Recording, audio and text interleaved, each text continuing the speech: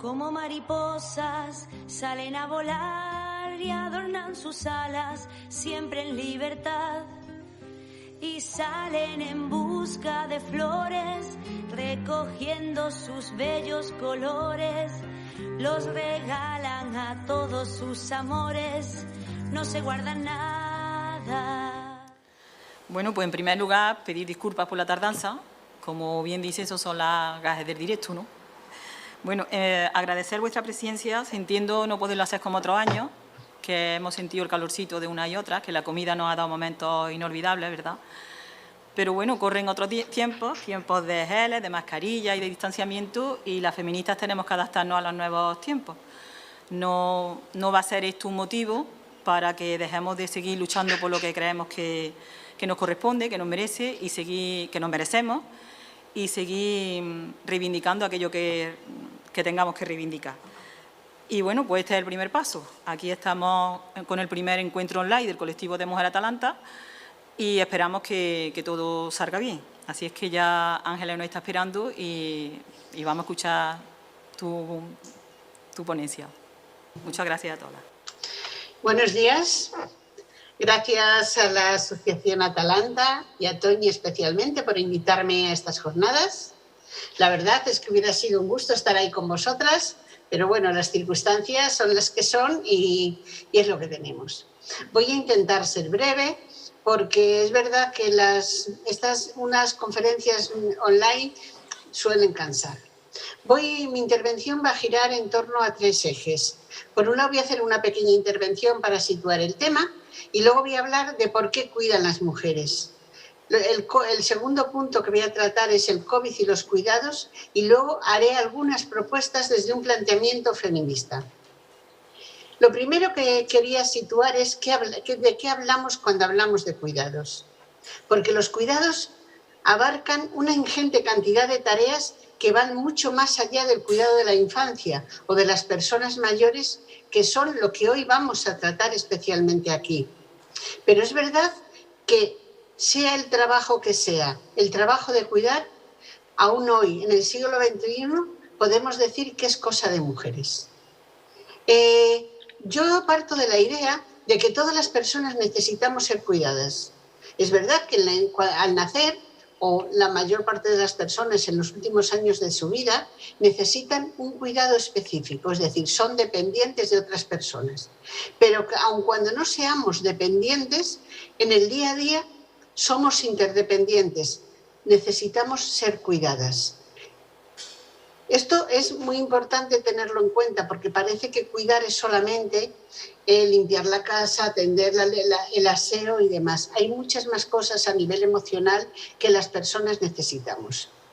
La OIT señalaba en su informe de 2018 que el trabajo de cuidado, si no se afronta adecuadamente, si no se afrontan los déficits actuales de servicios y de calidad de los mismos, la desigualdad de género se agrandará. Esto lo decía en 2018.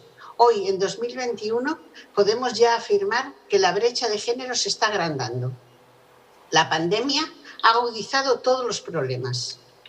No quiero dejar de señalar que este año se cumplen 25 años de la Cuarta Conferencia Mundial de la Mujer, que todas conocemos, se celebró en Beijing en 1995 y marcó un punto de inflexión para la agenda mundial en la igualdad de género.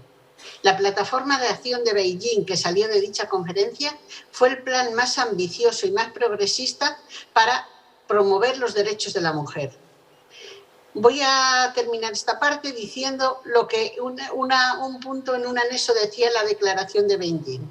La aplicación de la plataforma de acción exige el compromiso de los gobiernos y de la comunidad internacional para que conozcan la necesidad de tomar medidas prioritarias para potenciar el papel y el adelanto de la mujer. Yo lo único que aquí modificaría, en vez de mujer, diría de todas las mujeres. Esto lo señalo porque es muy importante y voy a resaltarlo al final en las propuestas. Las administraciones, los gobiernos, toda la comunidad tiene que implicarse en el ascenso de las mujeres. No se puede permitir que seamos las mujeres las que carguemos con los problemas de la crisis. Ya empiezo directamente en lo que es la ponencia sobre cuidados. ¿Por qué cuidan las mujeres? Como bien conocemos todas, la sociedad patriarcal instituyó la división sexual del trabajo, que lo que hizo fue confinar a las mujeres, nos confinó al espacio privado doméstico y dejó al espacio público, el espacio de poder y toma de decisiones en los hombres. Es verdad que se han producido muchos avances, sobre todo desde la mitad del siglo pasado. Tenemos derechos legales, derechos en educación, derechos al empleo, pero los roles y estereotipos de género siguen siendo un condicionante para las mujeres. El rol de cuidadoras sigue aún primando en nuestra sociedad. Como decía, desde las últimas décadas del siglo pasado se produjo una masiva incorporación de las mujeres al trabajo remunerado y eso implicó, lo que supuso fue lo que se ha dado a llamar en la crisis de los cuidados. ¿Quién cuida ahora de la familia? ¿Quién cuida de una persona enferma? ¿Quién cuida de las criaturas al nacer? Hasta ese momento no había ningún problema. Las mujeres cuidaban, porque sí, era natural. No se cuestionaba que una mujer tenía que quedarse en casa y tenía que cuidar a sus hijos o a sus hijas independientemente de que realizara otro trabajo. Porque sí que quiero señalar, y me parece importante, que cuando hablamos de que las mujeres sobre la mitad del siglo pasado se incorporan al empleo, no quiere decir que antes no hubieran realizado trabajos remunerados. Las clases sociales bajas han trabajado siempre. Trabajaban en el campo, trabajaban en las fábricas, trabajaban cuidando a otras personas, de otras familias. Pero es verdad que en ese momento se produce esa incorporación masiva que produce un cambio sociocultural importante y afecta especialmente a las mujeres. Pero aún todavía hay quien piensa que cuidar es cosa de mujeres, que las mujeres tenemos unas condiciones especiales. Eso de somos más sensibles, somos más amables, somos más cuidadosas. Es decir, la construcción social del género determina las tareas que unas y otros realizamos en la sociedad. Es como si el hecho de ser mujeres nos supusiera que ya tenemos determinadas tareas asignadas. Yo aquí quiero recordar lo que ya dijo Simone de Beauvoir. La biología no es destino. Por ser mujeres, no tenemos que estar destinadas a unas determinadas labores. Pero es verdad que el hecho de ser mujer implica que seguimos cuidando, sea cual sean las tareas que empleemos, en mayor tiempo al cuidado de la casa, de los niños.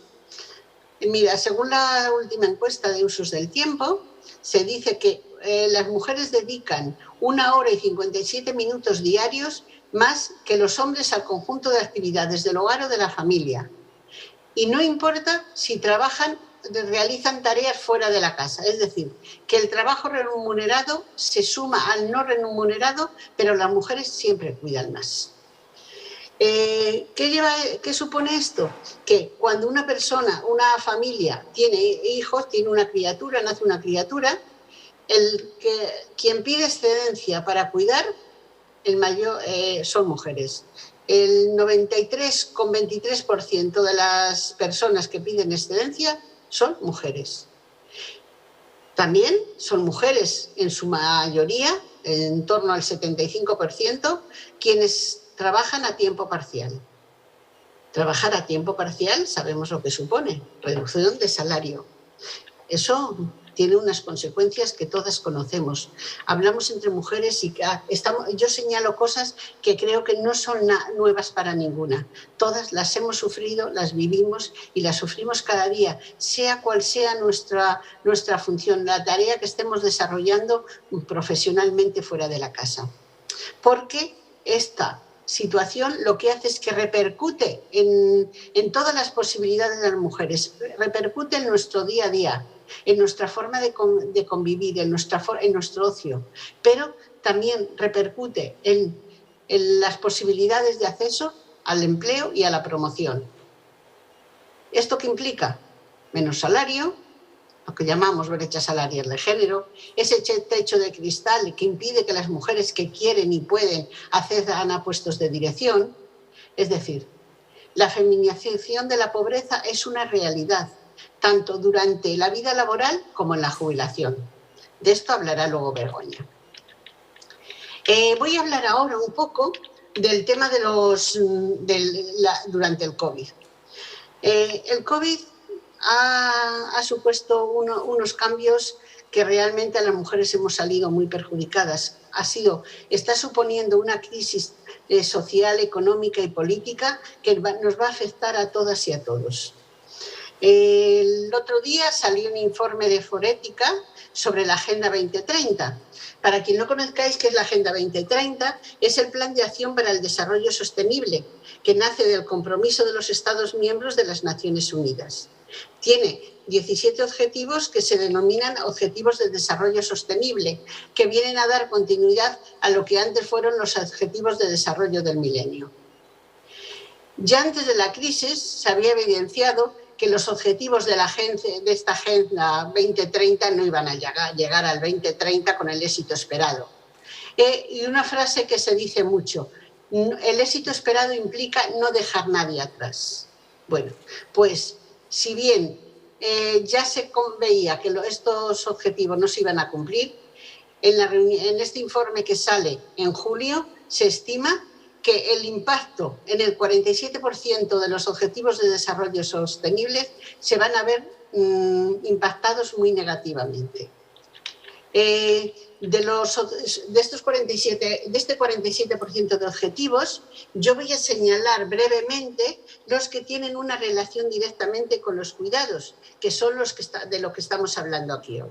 Bien, el objetivo 3 de desarrollo sostenible habla de salud y bienestar.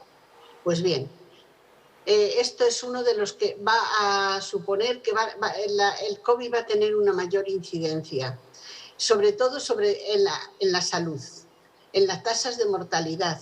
Y las tasas de mortalidad se van a ver afectadas tanto como por el COVID mismo como por otras enfermedades que se están dejando de tratar. Es decir, la sanidad tiene que centrarse en el COVID, pero se están olvidando a las personas con enfermedades crónicas, con situaciones que necesitan una atención inmediata y no se les está dando. Y otra cuestión muy importante es el impacto negativo que está teniendo sobre la salud mental. El confinamiento, el encierro, son muchas de las personas que están sobrellevando muy mal esta situación. Las condiciones en las que cada uno estamos viviendo esto son muy diferentes. No es lo mismo vivir en una casa con comodidad, con todos los medios, que vivir en una casa hacinadas, 5 o 6 personas y teniendo problemas para comer. El objetivo 4 de Objetivo de Desarrollo Sostenible es una educación de calidad. Bueno, lo sabemos bien. ¿Qué está suponiendo el COVID? Diferencias entre familias y colegios con menos recursos y aquellas con más recursos. Esto está incrementando las desigualdades actuales y para el futuro. Esto puede generar conflicto social. ¿Qué pasa cuando una persona está en casa cuidando a sus hijos y se quedan? No todas las familias tienen las mismas condiciones. Para empezar, ni siquiera a lo mejor tienen un ordenador para que el niño o la niña pueda acceder a las tareas escolares. Y otro problema que está generando respecto a la educación es la mala nutrición debido a la interrupción en las comidas escolares. En la mayor parte de las comunidades, no en todas son iguales, esto no es así, pero tenemos que generalizar. Sabemos que hay niños y niñas que la comida fundamental que hacen es la que hacen en el colegio. El cierre de los colegios supuso una deficiencia alimentaria que, sabemos bien, tiene consecuencias. El otro punto es la igualdad de género. Es el punto 5 de los Objetivos de Desarrollo Sostenible, y aquí sí que habla claramente de que el impacto va a ser desproporcionado en las mujeres, tanto en la pérdida de empleo como la pobreza. Y una cuestión que tampoco podemos olvidar, que hemos visto y que lo hemos visto también en la última encuesta de violencia de género. El confinamiento ha producido mucha violencia de género, muchas agresiones a mujeres, muchas llamadas, mucha falta de atención. En muchas ciudades, en muchos municipios, la atención que se estaba prestando a las mujeres víctimas de violencia se ha visto deteriorada por la crisis. Las administraciones, algunas sí, otras no daban solución a esto. Pero lo que sí es cierto es que la violencia de género es un tema incuestionable que hay que tener en cuenta a la hora de ver cómo el COVID afecta a las personas, y en este caso a las mujeres. Voy a hablar un poco ahora de dependencia, el gran hándicap que tenemos desde hace muchos años. Desde que en 2006 se puso en funcionamiento la ley de dependencia, se vio que era insuficiente. No estuvo dotada de recursos, aparte de los fallos que desde el movimiento feminista siempre se cuestionaron. Lo cierto es que nunca ha tenido un desarrollo pleno. ¿Esto qué pasa? La tragedia que ha acaecido en las residencias geriátricas ha sido tan terrible que además han pasado ya 6 meses y no se le está poniendo remedio.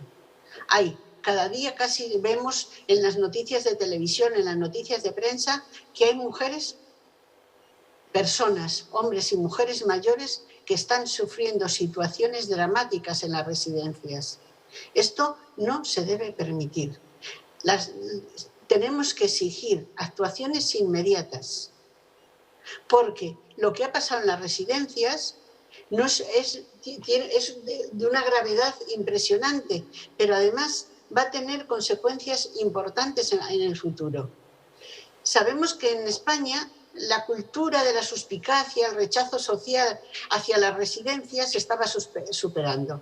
Ya no había tanta crítica a las mujeres, claro, porque siempre se criticaba a las mujeres si llevaba a su madre o a su padre a una residencia.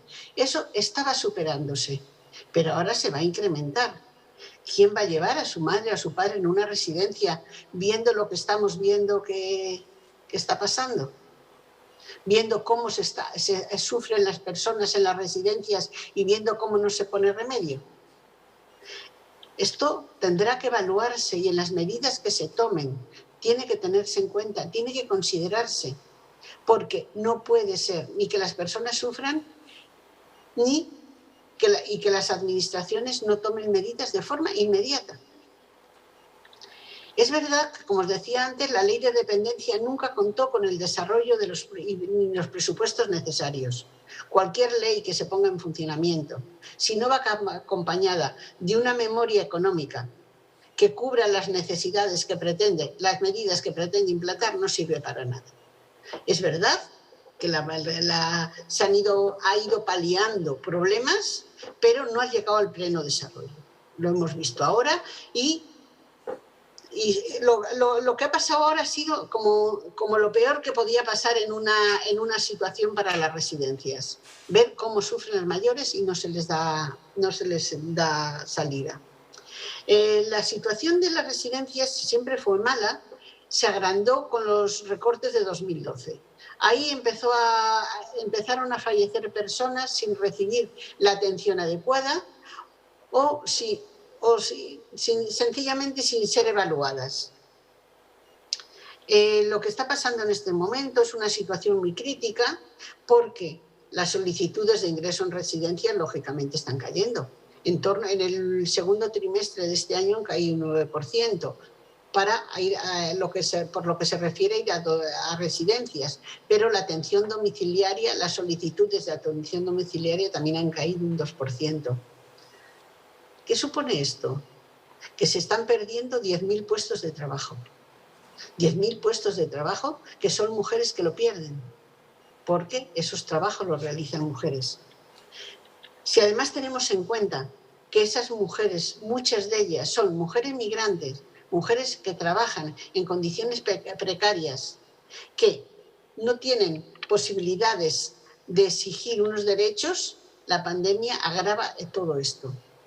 Por lo que se refiere a la atención domiciliaria, son muchas las mujeres que están viéndose en la obligación de tener que seguir ir a cuidar a las casas con riesgos de contagio, porque no se les facilitan los medios adecuados.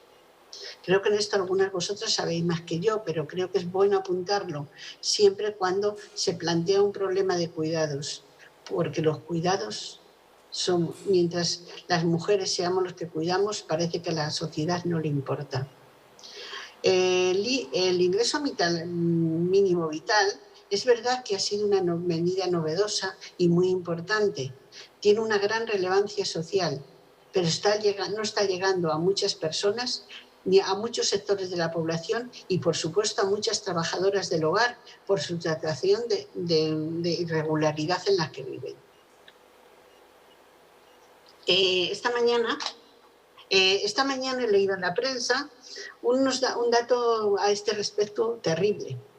En Aragón, el Defensor del Pueblo ha hecho el primer informe oficial sobre la situación de las residencias durante el COVID-19. No he leído el informe completo, he leído la nota de prensa y de verdad que creo que duele leerlo. Duele leer lo que hemos visto y lo que hemos sabido hasta ahora se queda corto con un informe de estas características. Decía esta nota de prensa que leí esta mañana que el sistema de cuidados es en realidad un enorme negocio en el que los residentes son activos económicos, dejan de ser personas y el cuidado simplemente no existe. En esto es lo que yo creo que las feministas, el movimiento feminista debe tomarse muy en serio. Los cuidados no pueden ser un sitio, las residencias no pueden ser, es que no sé ni cómo calificarlo, porque de verdad hoy me parecía terrible el informe que estaba leyendo. Lo veré completo esta tarde, pero me parece horroroso. Esto es por un lado la dependencia. Por lo que se refiere a la infancia, lo sabemos bien todas, bien sea directamente o indirectamente. El confinamiento hizo que muchas personas se quedaran en casa teletrabajando y también quienes tenían niños, niñas, personas dependientes, los centros de día se cerraban, había que cuidar. Había que cuidar y había que trabajar. ¿Qué implica eso? Que las jornadas se alargaban indefinidamente. Prestar apoyo escolar, no todas las familias pueden hacerlo, ni tienen condiciones para hacerlo. Aquí las diferencias de género se han visto claras. Es verdad que es pronto para evaluar las consecuencias que esto va a tener en un futuro, pero ya tenemos algunos datos. El otro día, según la EPA, salían los primeros datos de la EPA del segundo trimestre de 2020. Trabajaban desde casa, frente a un 14% de los hombres. Es decir, nunca las medidas son iguales para unos y para otras.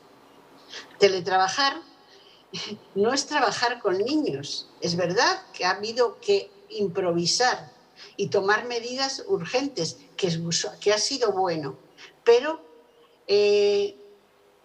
estamos ya en septiembre con el empiece de los colegios y no se ha puesto remedio a muchas de estas situaciones. Cuando un niño de 5, 6, 8 años se tiene que quedar en casa porque confinado, porque guardando una cuarentena, ¿quién cuida? Una jornada reducida con recorte de salario, ¿quién se lo puede permitir? Diferencias de clase, diferencias de género. El coste de oportunidad que todas estas situaciones va a suponer para las mujeres debe ser evaluado cuando se apliquen políticas públicas. Y paso directamente ya a hacer algunas propuestas desde un planteamiento feminista. En junio de este año, más de 60 organizaciones feministas elaboraron un documento con 9 propuestas ante el COVID. En él se señalaban las carencias en la sanidad y en los servicios sociales. Y señalaba también que todo esto se había agudizado con la pandemia. Decía también, y esto lo leo literal porque me parece muy importante, que el confinamiento en casa ha aumentado el riesgo para muchas mujeres de que la desigualdad se transforme en violencia de género. Y millones de niñas y niños que antes iban a centros educativos y decenas de miles de personas mayores o con diversidad funcional que iban a centros de día han vuelto al cuidado doméstico, no remunerado, mayoritariamente asumido por las mujeres de la familia, lo que amenaza con agravar la desigualdad entre mujeres y hombres. Yo voy a recoger algunas de estas 9 propuestas, voy a reformular otras y voy a incluir otras que se plantean desde las economistas feministas están planteando como fundamentales para modificar el sistema de cuidados. La primera de estas medidas es visibilizar y, en su caso, cuando sea necesario, corregir el impacto diferenciado en hombres y mujeres de las medidas anticrisis. Las medidas nunca son neutras y inciden siempre de forma diferencial en hombres y mujeres. Lo he dicho antes, pero es muy importante volverlo a señalar aquí. El teletrabajo, la reducción de jornada. No vale decir cuando se ponen estas medidas, no, es que ya estas medidas son para hombres y mujeres, no. Hay que crear las condiciones para que de verdad sean las mujeres y los hombres quienes lo hagan. Y las administraciones no pueden obviar su responsabilidad en esta situación. No pueden dejar que las mujeres se acojan a la jornada. Cuando pasen unos años habrá mujeres que serán despedidas porque no cumplieron. Ya sabemos eso, no te levantes de la silla en tu puesto de trabajo que cuando llegues no la tienes. La segunda propuesta que hago son políticas públicas que definan el trabajo de cuidados no como un problema individual, sino como un objetivo colectivo. Y aquí tiene que haber normativas claras que fomenten la igualdad, el reparto de tareas, la corresponsabilidad en los cuidados. Cuando hablo de corresponsabilidad, hablo de que los hombres deben tomar su parte, deben cuidar, pero también deben hacerlo las administraciones. La corresponsabilidad es un tema compartido entre mujeres, hombres, entre la sociedad y las administraciones públicas. Es imprescindible una prestación para el cuidado y una red de apoyo para el sistema educativo. Cuando haya un niño o una niña que se quede en su casa y tenga que realizar sus tareas, no puede ser que la madre, en la mayor parte de los casos, tenga que asumir esa función, además de las que ya tiene que hacer como teletrabajando. Además de, sabemos que si está el niño, la niña en casa, hay que hacer la comida, implica una serie de trabajos añadidos. La tercera medida es configurar como esenciales las redes de atención a la dependencia y de servicios sociales, si de verdad se pretende eso que se decía, no dejar a nadie atrás. Para ello son necesarias residencias seguras, de gestión pública. Cuando no sea posible que la gestión sea totalmente pública, tiene que haber un control claro. En el informe que os leía esta mañana decía, no me acuerdo quién era el responsable, creo que era de Médicos del Mundo, que señalaba que tal vez el COVID tenía que hacernos ver que las residencias tenían que cambiar radicalmente. No pueden volver a ser lo que han sido. Hay que dar un giro. Hay que ver cómo se plantea el tema de las residencias para que no vuelva a suceder lo que está sucediendo. Yo diría más, que no suceda ni mañana mismo en ninguna residencia de ninguna comunidad autónoma. Pero sí es importante que cuando se configuren estas medidas esenciales, tiene que quedar claro que la atención debe ser profesional. Debe ser una atención profesional y de calidad. Es imprescindible para ello que se aumenten los ratios de auxiliares y de personal sanitario. Si tú vas a una residencia y dices, ¿cómo? Que hay 40, 50 personas, ¿cómo puede haber solo 10 auxiliares? Esto tiene una repercusión para las personas dependientes y tiene un coste para el trabajo de las cuidadoras extremo, porque no pueden, sufren, muchas mujeres lo dicen, sufren viendo que no dan abasto a la atención que tienen que dar. Esto es fundamental. Y, por supuesto, el personal sanitario adecuado. Yo hace poco me decía una amiga cómo trabajan los médicos en las residencias y la verdad que me asustó, pero bueno. Es decir, son medidas, todas estas medidas deben aplicarse ya. Es decir, cuando pasó esto en marzo, en abril en las residencias, tendrían que haberse puesto medidas. Yo ayer vi un vídeo en la tele de cómo se trataba a una mujer que la verdad tuve que apagarlo porque me dolía. O sea, eso no se puede permitir. Sin embargo, estamos en septiembre y sigue pasando. ¿Cómo es posible? Tenemos también que tener en cuenta cómo está cambiando nuestra sociedad.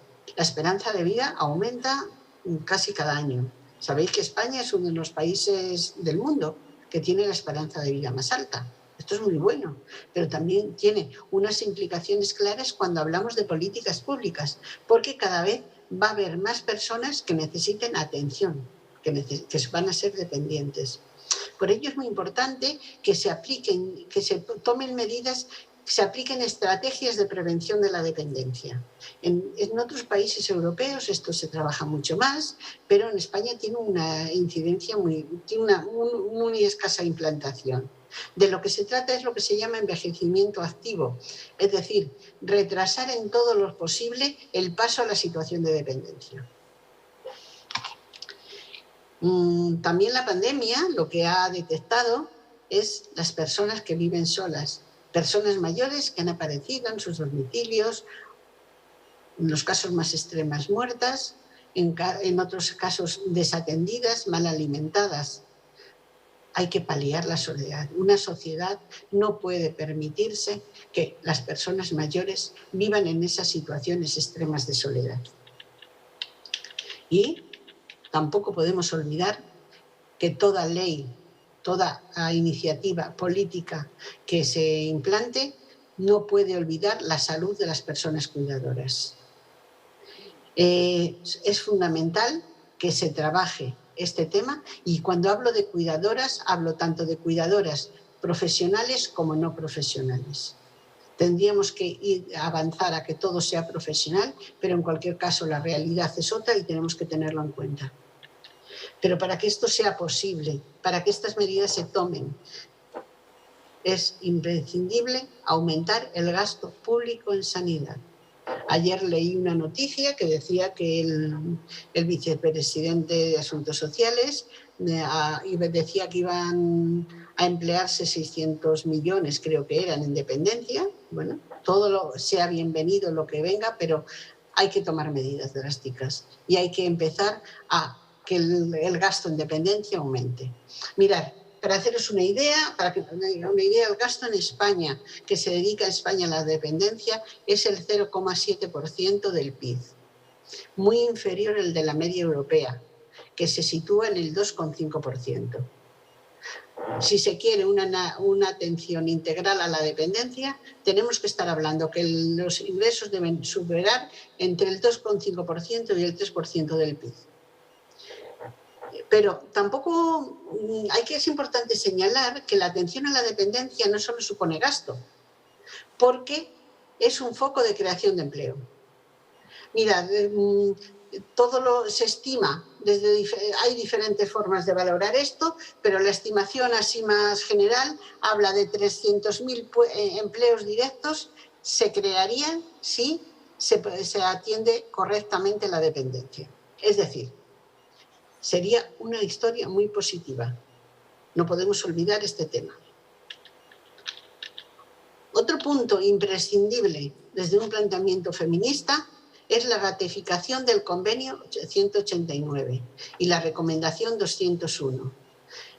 Sabemos que esto se adoptó, fue una resolución de la OIT en 2011, que sí hemos oído estos últimos meses que se iba a ratificar, pero lo cierto es que no está ratificada. Yo esa es la idea que tengo, pero ojalá me equivocara y estuviera ratificada ya, pero sigue sin ratificar.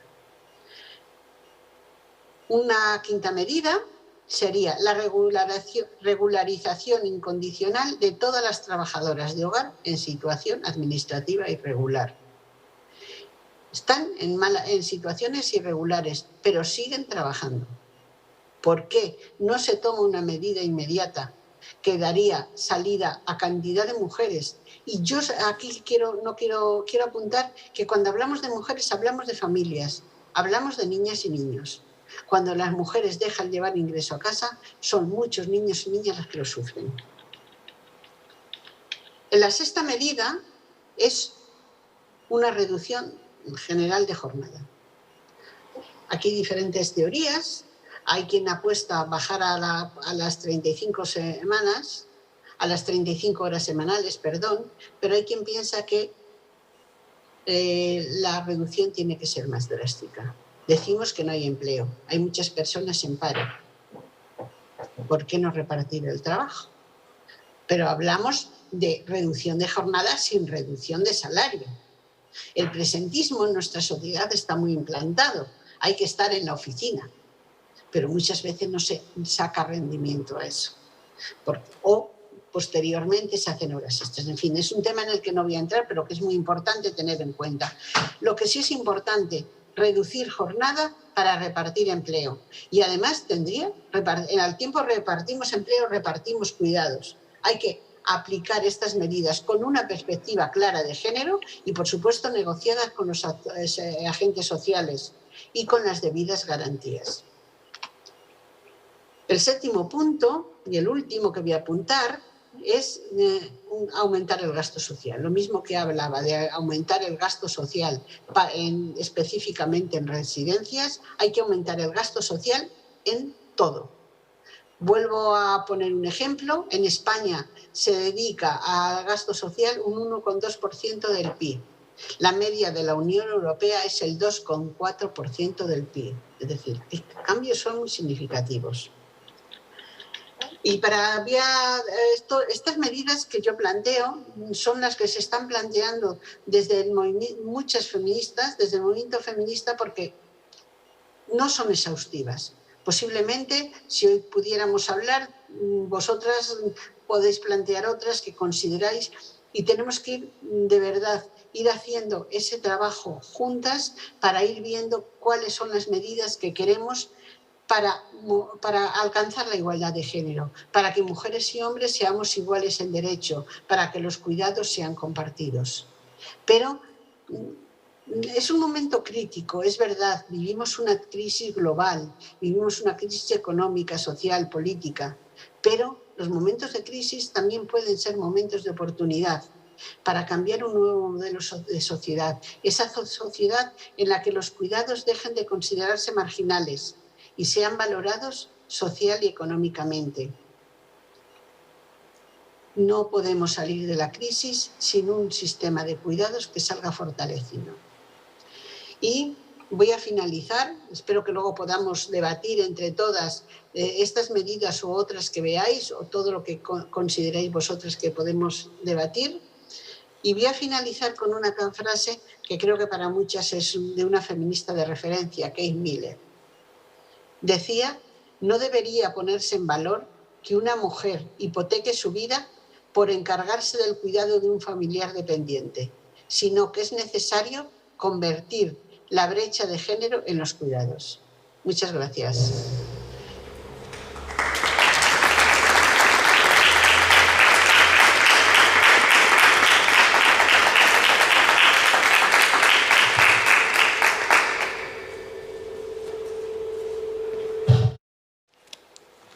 Bueno, tengo que decir que la presentación ha sido un poco escueta. Como llevábamos ya media hora hablando con Ángeles, pues da por hecho que todo el mundo conocía a Ángeles.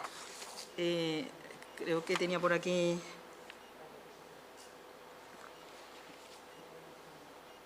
A ver. Ángeles Briñó, que no lo he dicho antes, como ya teníamos prisa, es licenciada en Sociología, experta en igualdad de género y formadora. Escribe sobre estos temas en su blog Igualdad y Conciliación. Y ahora pues va a intervenir Begoña San José, que, como ya sabéis, es una destacada feminista española cuya trayectoria se inicia en los años 70. Fue la primera secretaria de la mujer en el sindicato Comisiones Obreras, tanto de Madrid como del ámbito confederal.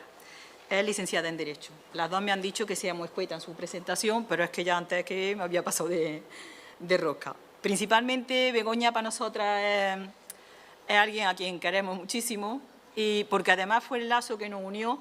Atalanta se quedó un poco como, voy a decir, como huérfana cuando se nos fue Ana Granado, que desconectamos un poquito con el movimiento feminista. Seguimos trabajando según las necesidades que nosotras veíamos en el pueblo, que creíamos que eran importantes para las mujeres, como reivindicar la residencia de ancianos, como hablar entre nosotras, que tan importante es.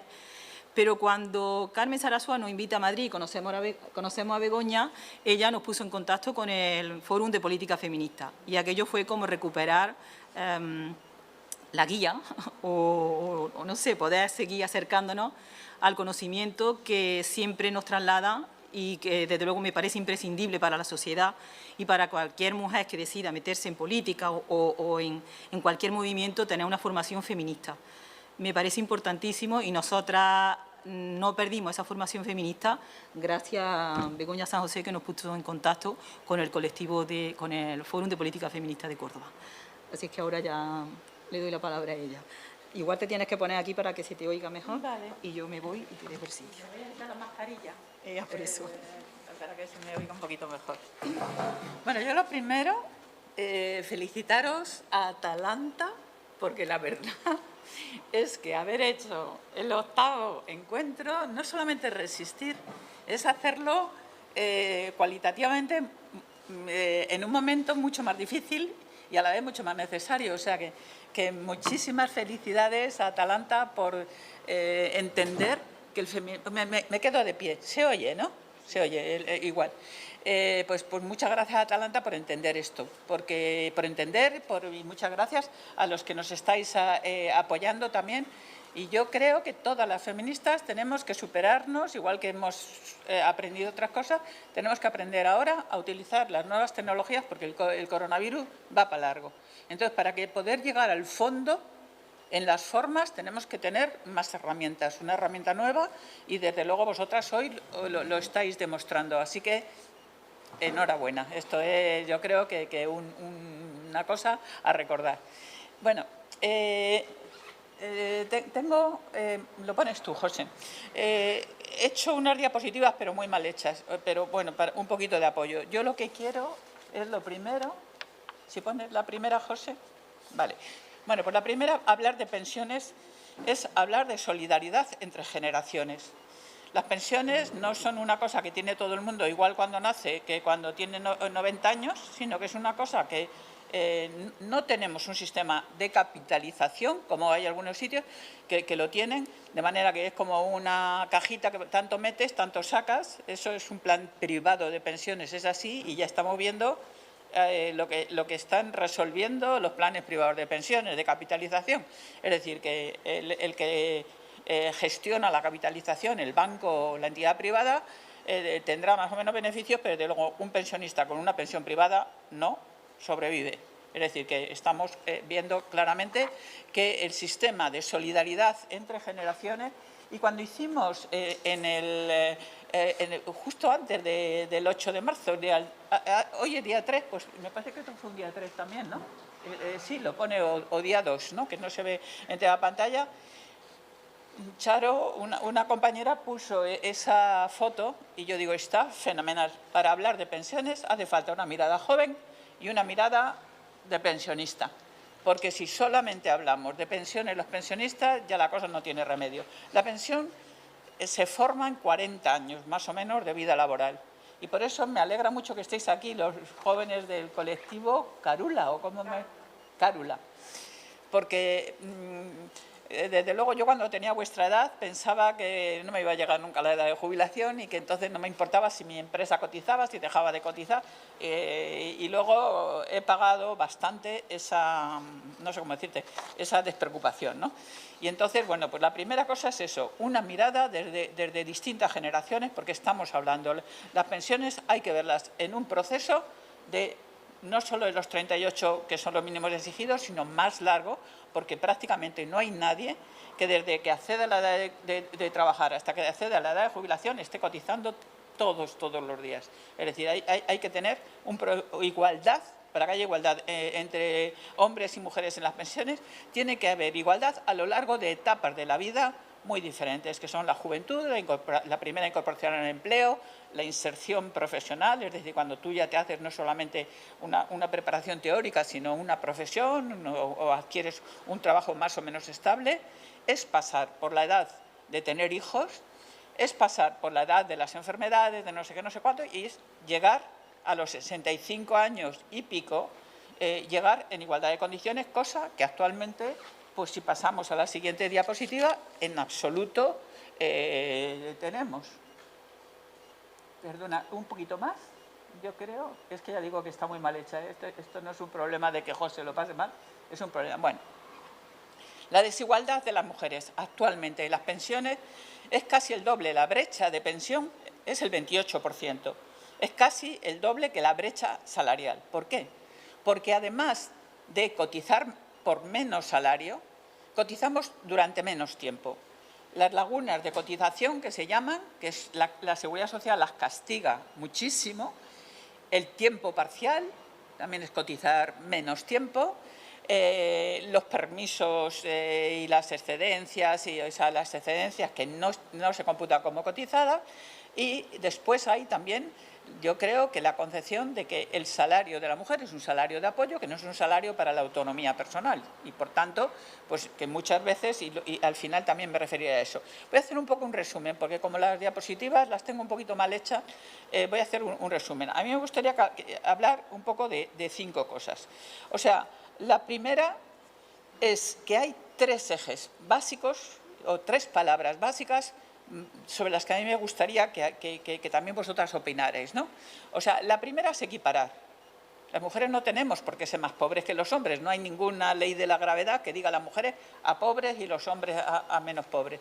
Entonces, la primera es que buscamos la equiparación total de mujeres y hombres en los recursos económicos, incluyendo los que nos alimentan durante la última etapa de nuestra vida, que son las pensiones. La última etapa, o si eres por incapacidad, pues no es la última etapa, es una etapa más joven, ¿no? La segunda es repartir. Mientras no repartamos el trabajo doméstico no pagado, y nosotras lo ha dicho también Ángeles, y el reparto no decimos solamente entre el papá y la mamá, decimos también entre la sociedad y la familia, porque a toda la sociedad nos interesa que la gente tenga niños, a toda la sociedad nos interesa que los niños estén bien cuidados, a toda la sociedad nos llega a ser mayores y nos interesa que los mayores también estén bien cuidados. Luego, el reparto de los cuidados no es un problema de las mujeres.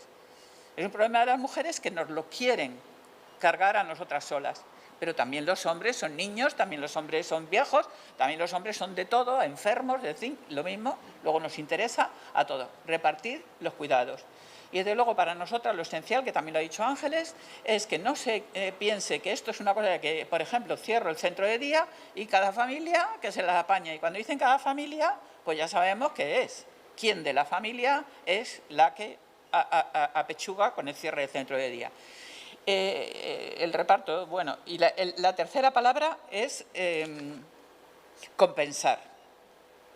Hay gente que aunque a largo plazo vayamos en una velocidad, que ahora no vamos, en una velocidad de equiparación laboral, aunque a largo plazo vayamos en una dirección de repartir el cuidado de la infancia y de las personas mayores dependientes, a corto plazo se van a encontrar con que esos 38 o 40 años de su vida anterior ya han pasado y no existe la máquina del tiempo y hay que compensar. Y la compensación yo creo que tiene actualmente 4 principales colectivos, que son la gente que necesita complementos a mínimos, es decir, que no llega a una pensión de 700 euros contributiva y que tiene complementos a mínimos. Y es un invento muy importante el de complementos a mínimos y hay que estar muy pendiente. Bueno, luego ya me extenderé más sobre eso. Los segundos son las pensiones no contributivas. También han sido una herramienta para rescatar, son relativamente recientes las pensiones no contributivas, y también están siendo una herramienta para rescatar de la pobreza severa a mujeres que no alcanzan el mínimo para entrar en las contributivas. El otro es las empleadas de hogar. Es una de las cosas que ha habido un cierto avance porque en el año 2011, así como fue un retroceso el aumentar la edad el periodo cotizado, aumentar a 38 años y medio para alcanzar el total, porque eso ha penalizado mucho más a las mujeres. O sea, ahora mismo 2 de cada 3 mujeres que que tienen la jubilación no han cotizado los 38 años. Eso solamente le pasa a 1 de cada 4 hombres. O sea, es muchísimo más frecuente el no alcanzar los 38 años que son para tener el 100% de la base de cotización, mucho más frecuente en mujeres que en hombres. Bueno, entonces decía, los complementos a mínimos, las pensiones no contributivas, las empleadas de hogar. Los 2 sistemas especiales que hay ahora en el general y que han entrado en el año 2012 son empleadas de hogar y agrarios por cuenta ajena. Son casualmente 2 sectores muy feminizados. Luego entraremos que por qué coincide feminización con pensiones más bajas. O sea, esto es como matemático. Que la enseñanza se feminiza, plaf, los salarios de la enseñanza. Que la limpieza se feminiza, pum, los salarios de la limpieza son más bajos. Que la construcción se masculiniza, los salarios de la construcción son más altos. O sea, esto es siempre, siempre, siempre una regla. Es decir, en cuanto algo concentra a muchas mujeres, se devalúa, porque se piensa que el trabajo de las mujeres tiene poca importancia, poco valor y se retribuye menos, ¿no? Entonces, vamos a ver qué medidas de compensación hay. Y por último, pues yo lo que creo que lo que también tenemos que ver un poco es el nuevo contexto.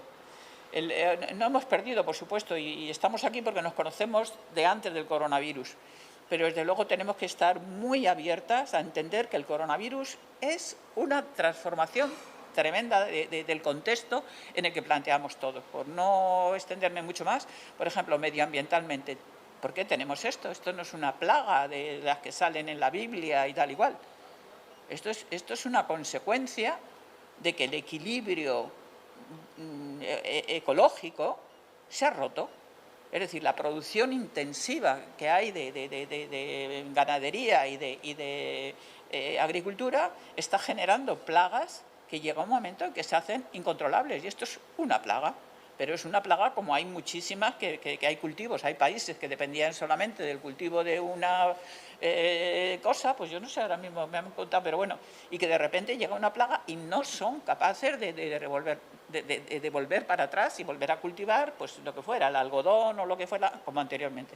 Luego el equilibrio ecológico, nuestro equilibrio con todos los demás seres vivos y no vivos de la naturaleza, es decir, con todos los demás recursos naturales, ahora mismo tiene que formar parte de la respuesta. Si no, vamos a poner un parche a una cosa gordísima que es una pandemia mundial, y dentro de nada vamos a tener otra vez otra catástrofe, o bien de tipo medioambiental o bien de tipo biológico, como es un virus, ¿no? Entonces, yo creo que eso, bueno, también hay que meterlo dentro de nuestra mentalidad como feministas, ¿no? No podemos dejar a los ecologistas que hablen de eso y nosotras de eso no tener ni idea, sino que eso también a nosotras pues, nos está haciendo estar hoy con mascarilla y tener personas cercanas afectadas, ¿no?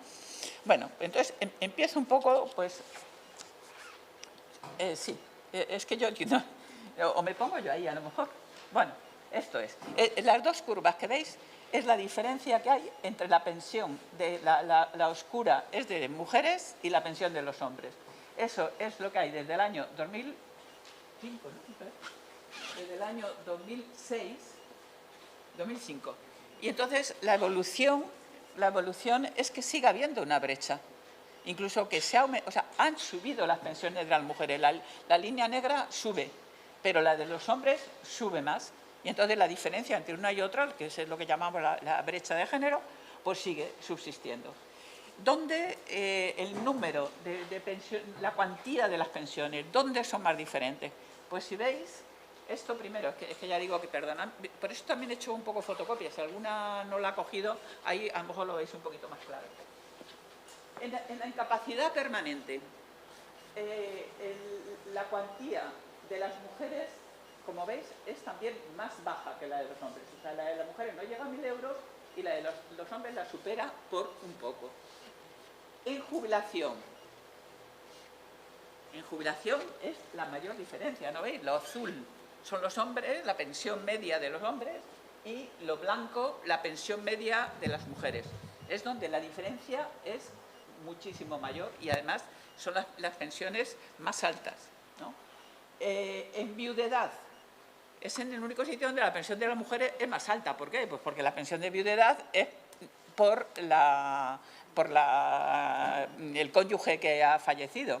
Y entonces, claro, como si es la mujer la que sobrevive, pues como su cónyuge tenía una base de cotización más alta, a pesar de que la pensión de viudedad es un porcentaje de 50 al 70%, pero tiene ahí las pensiones más altas, siendo pensiones muy bajas en sí mismas, porque así como la pensión de jubilación lo que te pagan es el 100% si tienes todo ese periodo cotizado, el 100% de la base cotizada, del salario que has cotizado. En cambio, en la jubilación, como digo, pues es el 50% o el 70% según la edad y las personas a cargo. En la orfandad son prácticamente iguales y en la de favor de familiares, esta de favor de familiares es interesante porque la pensión a favor de familiares es en la que se está basando ahora el ingreso mínimo vital en buena medida. Entonces, es una ridiculez. Lo que te dan, lo que llamamos los puntos, es una ridiculez de 48 euros para la mayoría de la gente, que eso en fin, casi ni se nota, porque a ver quién mantiene a un hijo con 48 euros al mes.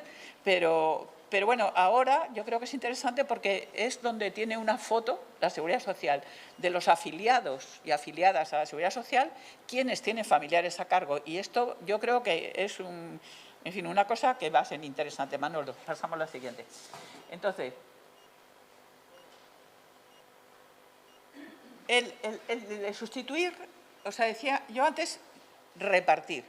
Repartir quiere decir que ahora mismo hay una carga de trabajo doméstico no remunerado, de trabajo de cuidados no remunerado, que hay que reducir. Esto lo ha dicho Naciones Unidas, el trabajo doméstico no remunerado hay que reducirlo. Y, por ejemplo, una de las cosas por las que yo creo que podemos entender, en el África subsahariana las niñas van a coger el agua y la leña, porque no tienen en su casa electricidad o gas o un combustible, ¿no? Y eso les imposibilita dedicar, o sea, tienen 30 horas a la semana en la tarea de recoger agua y leña. Eso es trabajo doméstico, eso es trabajo para comer, la familia y tal, es un trabajo de cuidar la alimentación de toda la familia, y para que toda la familia coma y beba, pues las niñas y las mujeres hay una carga muy grande de cuidados. En países desarrollados no vamos a coger agua y leña, pero somos como una especie de vagón escoba. Ahora, con el coronavirus, todo esto que decía, cierra el colegio, cierra o confinan a los niños, que esto también me gustaría a mí que tuviéramos un debate, porque en Madrid hemos tenido bastante debate, porque había compañeras feministas que no están de acuerdo con que abran los colegios y otras que decimos que sí, porque es que si los colegios no abren, es que decir que la familia, la mamá y el papá quien los cuida, vemos que en la práctica tiene muchísima más carga sobre las mujeres que sobre los hombres. La prueba es que la primera solución que se le ha ocurrido al Gobierno, y que conste que este Gobierno por lo menos piensa en esas parejas, en estas familias que se quedan así, pero dijeron, bueno, no, estupendo, porque puedes pedir una reducción de jornada con reducción de sueldo. Hombre, ¿y cuánta gente se puede autorreducir el sueldo así? Si estamos viendo que ya de por sí la cosa, pues, y más en esta edad, ¿no?, en que tienes hijos pequeños y tal y cual, o sea, la reducción de jornada con reducción de sueldo no es, y menos cuando es una reducción selectiva para las personas que tienen que cuidar, bien a mayores o bien a niñas y niños. Eso no es solución, porque estamos volviendo otra vez a aumentar la diferencia entre la economía y la situación económica de las personas hoy y mañana, vuelvo a decir, porque cuando hablamos de pensiones, esta persona que la estamos mirando hoy, esta persona dentro de 10, 20, 30 años se va a jubilar. Y esto, ¡pum!, lo va a tener en su vida laboral ahí marcado a fuego. Entonces, la solución no es vamos, apáñatelas un poco y te ayudo para que tú te apañes y tal. No, no. Vamos a ver cómo compartimos y repartimos los cuidados. Y ahora hay una masa de cuidados mayor, el coronavirus, por el distanciamiento, porque ha disminuido las ratios de alumnos por aula en los colegios, porque en la residencia, como explicaba también antes,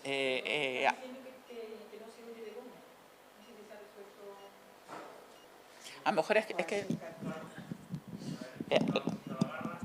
esto es. Vale, gracias. Uy, sí, una diferencia, sí, perdonad. Entonces, o sea, digo que es porque aumenta objetivamente. Es decir, ahora mismo hay una enfermedad nueva, una enfermedad con una incidencia muy gorda, esos más cuidados. Después hay un distanciamiento que complica, ya lo estamos viendo, muchísimo las relaciones humanas. Hay una disminución de las ratios en los colegios y en las residencias se está pidiendo también una disminución. Porque yo, por ejemplo, he trabajado en un ayuntamiento y cuando el ayuntamiento creó una residencia, el ayuntamiento quería hacer una residencia como de 40 plazas. Y todas las empresas que se presentaban para licitar decían con menos de 90 no nos da beneficio. Entonces, el planteamiento de que las residencias son de gestión privada y tienen que dar beneficios, eso también tiene que terminar. Es decir, se va a encarecer. Y se va a encarecer porque la dignidad del cuidado de los mayores no pasa por residencias masificadas. Tiene que pasar por residencias más pequeñas y por sistemas de cuidado más pequeños. Pero tú quita tu micrófono. ¿Cómo te están hablando ellos? En los que yo creo que las feministas tenemos que estar muy despiertas. Yo creo que no tiene, de verdad, y esto intento no ser así como chauvinista ni del feminismo ni de nada, porque creo que decir, ahí somos las más, no conduce. Pero el feminismo lleva trabajando en los cuidados mucho más tiempo que ninguna otra gente y entendemos mucho más que los cuidados son un problema global, que no es un problema de sálvese quien pueda durante un año, sino que es un problema de que hay que planificar a largo plazo.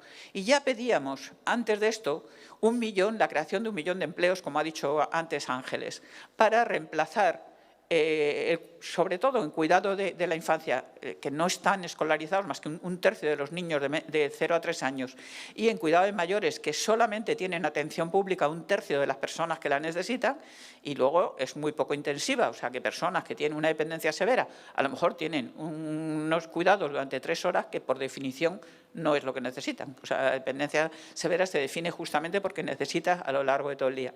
Bueno, pues el caso que el tema del reparto de los cuidados es un tema político de primera magnitud. Y fijaros, compañeras y compañeros, lo que ha pasado en la Comisión de Reconstrucción hace 3 meses. Las conclusiones de la Comisión de Cuidados la han descartado, 0. O sea, no es que hayan modificado que en vez de la ratio sea de no sé cuántas plazas por no sé cuántas personas de más de 80 años de edad. No, es que se lo han cepillado. Hay que decir que la palabra cuidados todavía no está politizada a ese nivel del Congreso de Diputados. O sea, nosotras llevamos hablando de esto mucho, nos parece, vosotras, Atalanta, convocáis un encuentro que es específicamente sobre cuidado, pero la politización de los cuidados no es ni muchísimo menos satisfactoria. Y si ya vemos cuántas mujeres han hablado en la Comisión de Reconstrucción, el porcentaje es que ha sido como del 20%. O sea, el 80% de los expertos que han comparecido en la Comisión de Reconstrucción han sido hombres. Pero es que si encima vemos de las pocas mujeres que han hablado, como feministas, han hablado, me parece que ha sido 2 o 3, o sea, de 60 y tantas personas comparecientes, ha habido poquísimas que hayan hablado como feministas. Las Kellys, Apram, que ha hablado de prostitución, y luego ha habido mujeres que han hablado como feministas, pero como expertas universitarias, o sea, como que el feminismo ahora mismo no es una buena carta de presentación en la política. Es tremendo. O sea, que primero nos han estado haciendo la ola porque hacíamos las manifestaciones más grandes desde el año 2013 en nuestro país y ahora llega el momento de destinar recursos, de gestionar soluciones y tal, y las feministas no nos llaman, o sea, no estamos. Entonces, ahí es una de las cosas que yo creo que al final tenemos que ver muchísimo. Y como decía, ya antes la OIT y las Naciones Unidas ya habían hablado de la creación de ese 1 millón de empleos. ¿Qué estamos viendo? Que cuesta un montón que contraten nuevo personal. Nos ha metido la solución neoliberal de 2008, de la crisis de 2008, nos ha metido hasta el tuétano que la administración pública no puede contratar personal, que todo lo tiene que externalizar.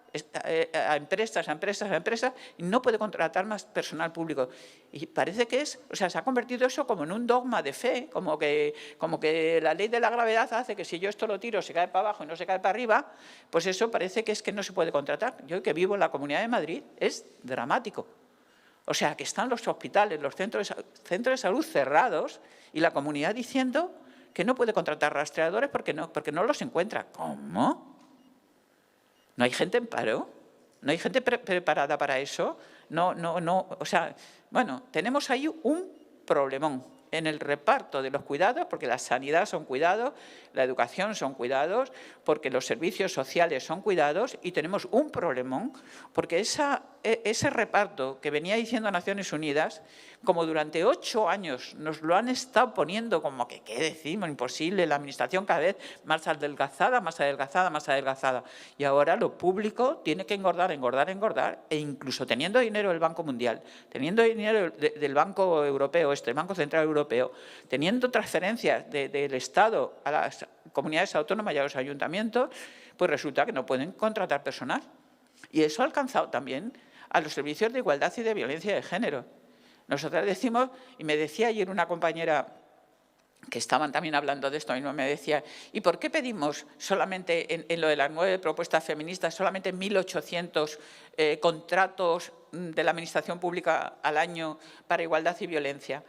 Yo digo, bueno, es poquísimo, claro, si estamos pidiendo en total 1 millón, que digamos para igualdad y violencia 18.000, porque el millón es en 10 años, es poquísimo, pero es que no lo hay. Es que no lo hay, y es que el dinero, tú miras cómo ha gestionado el Ministerio de Igualdad, que es ahora los fondos, pero antes que era otro ministerio, cómo han gestionado los fondos del Pacto de Estado, para una vez que hemos conseguido 200 millones, pues resulta que pasa lo mismo, que nadie, vamos, prácticamente nadie ha contratado personal fijo. Todo es programas temporales con contratas. En la Administración hay ahora mismo como una cosa, una ceguera de que es imposible fortalecer las plantillas. Bueno, no repartiremos, insisto, no repartiremos los cuidados mientras no tengamos escuelas infantiles públicas, mientras no tengamos servicios de atención a domicilio o en centros de día o en residencias públicas. Y vuelvo a decir, si antes hacía falta, vamos a poner 100 personas, ahora hace falta 120, 130, no sé, en cada sector, están diciendo, porque las ratios, o sea, la concentración de usuarias, de personas usuarias, se ha reducido y se tiene que reducir por un tiempo.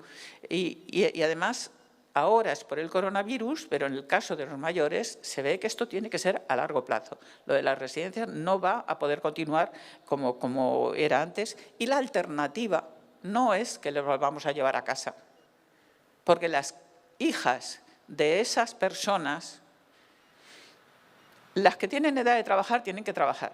Las que no tenemos ya edad de trabajar, tenemos la espalda machacada, tenemos las fuerzas que tenemos y tenemos también derecho a tener una vida saludable, a una vida que no sea como de inmolarte para el cuidado de otras. Entonces, reparto.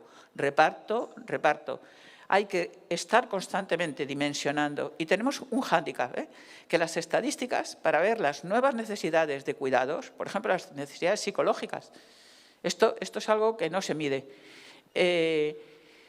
Pues, por ejemplo, otra de las cosas que pasa, que dice, esta de población activa última, el segundo trimestre, dice que ha bajado 1 millón la población activa de España. ¿Sabéis? Población activa no es las personas paradas, es la suma de paradas y empleados, ¿no? Y dice que es porque la gente no busca empleo o no se puede reincorporar, o no se va a incorporar al empleo en cuanto le llamen. Hombre, es que en las circunstancias actuales, si está prohibido por las autoridades, ¿cómo te vas a incorporar? O sea, dice que piden a uno que recoja fresa en Huelva, pero no te dejan desplazarte de tu comunidad, pues si tú no te incorporas a la fresa de Huelva, no es que renuncies a tener un empleo. Es que, o sea, las estadísticas no se están adaptando para de verdad reflejar las nuevas circunstancias en las que estamos viviendo. En el triple sentido que dice, por ejemplo, la conferencia la plataforma de acción de Beijing, que dice, el primero, sensibilizar a la población, que sepamos lo que nos pasa, que entendamos que lo que me pasa a mí tiene que ver con otro que le pasa en Bilbao y con otro que le pasa en Cuenca. En segundo lugar, para que los poderes públicos sepan, o sea, hagan políticas públicas las dimensiones. Y en tercer lugar, para evaluar las políticas públicas. Se ha aprobado el ingreso mínimo vital. Es muy, muy, muy importante que sepamos si lo están concediendo o no se lo están concediendo a 700.000 personas que lo han pedido. Es súper importante. Y si no se lo están concediendo, tenemos que saber realmente por qué. Porque esto es como un profesor que suspende al 90% de sus alumnos. El malo es el profesor, no son los alumnos. O sea, cuando el que gestiona algo y el usuario no conectan, que tiene que pensar es el de arriba, no los de abajo, que no tienen posibilidad de modificarlo. Bueno, la otra cosa que decía era que al repartir los tiempos, el hándicap de nuestra vida es la maternidad. Incluso cuando no somos madres, cuando estás en edad de serlo, tienes una penalización. Y esto es a nivel mundial y se sigue manteniendo. Es decir, el momento crucial en unos países, porque coincide más siempre con la edad de maternidad. En España, ahora mismo, la edad de maternidad está en torno a los 30 y pocos, es decir, vamos a poner de los 27 a los 35, y esa edad es en la que todos las estadísticas bajan en cuanto a cotización de las mujeres, en cuanto a estabilidad en el empleo, en cuanto a tiempos. Es cuando se piden reducciones de jornada, es cuando se supone que las mujeres estamos predestinadas al tiempo parcial. El tiempo parcial es una trampa. E incluso ahora veremos que cuando luego en la edad de jubilación han salido sentencias para mitigar un poco el efecto discriminatorio del trabajo a tiempo parcial, sigue siendo ahora mismo uno de los factores de pobreza de las mujeres en las pensiones y en la vida laboral, porque tampoco es que te pagan con menos, ¿no? Y la otra manifestación, por ejemplo, es la viudedad. Siempre que hablamos de pensiones, ¡zaca! Bueno, es que antes casi de empezar a hablar, porque ahora, por ejemplo, que hemos empezado a hacer un grupo sobre los Objetivos de Desarrollo Sostenible y una de las compañeras ya ha dicho, bueno, pero primero lo de las viudas y tal. Y sin embargo, nosotras lo que decíamos en el manifiesto que también firmasteis Atalanta junto a otras 150 organizaciones hace 7 meses, es que hay que depender menos de la pensión de viudedad. Las mujeres no nos tenemos que ver siempre como que vivimos de un hombre vivo o muerto. Las mujeres tenemos que empezar a pensar que tenemos autonomía económica y que tenemos que reivindicar el tenerla. Que no nos digan, no, pero ya tienes marido, que todo con lo del marido te apañas y tal. Entonces, claro, a una viuda que ahora mismo vive de la pensión de viudedad, no le puedes decir así de golpe, tía, que no nos parece bien que cobre de la viudedad. Pero lo que sí que tenemos que ver que es que no tenemos que montar nuestro estatus en el sistema de pensiones en base a la dependencia de los maridos, vivos o muertos. No tenemos que pensarlo así. Hay que depender menos de la viudedad. Es cierto que últimamente se ha ido un poco empezando a pensar esto, pero es muy demagógico el debate que se hace sobre la viudedad, porque siempre se plantea en términos de que a una señora que ahora ya es viuda le van a quitar. No, lo que estamos pensando es que esa señora, ¿qué ha hecho en los 40, 50 años anteriores? Las mujeres vivimos en promedio 5 años más que los hombres. Entonces, según eso, viviríamos 5 años. O sea, los 5 años que sobrevivimos a nuestro marido, sobreviviríamos 5 años de la viudedad, no toda, desde los 65 hasta los 85, que en promedio puede ser una edad de morir, ¿no?